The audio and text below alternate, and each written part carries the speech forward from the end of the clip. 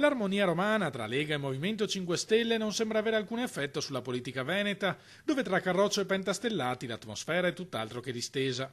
Durissimo il commento del capogruppo grillino a Palazzo Ferrofini Jacopo Berti sulla vicenda dell'inno veneto. La proposta di modifica allo statuto non è passata per un solo voto a causa delle divisioni interne alla maggioranza, con Forza Italia e Fratelli d'Italia perplessi di fronte all'idea identitaria di un inno regionale. L'ennesima baggianata purtroppo che porta in aula questa giunta è la cosa assurda, allucinante, che poi non hanno nemmeno i voti necessari per approvarsela.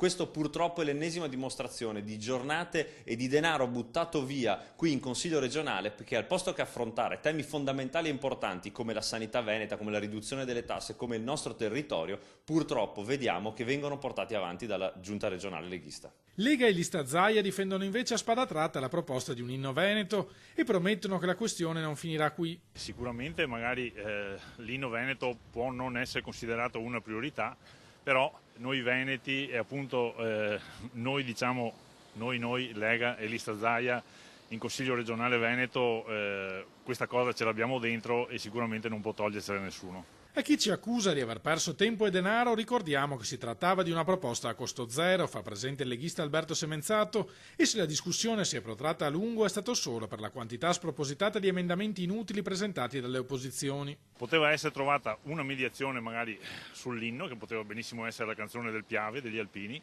purtroppo è andata a finire così, ma credo ci sarà una nuova proposta con un PDL ad hoc.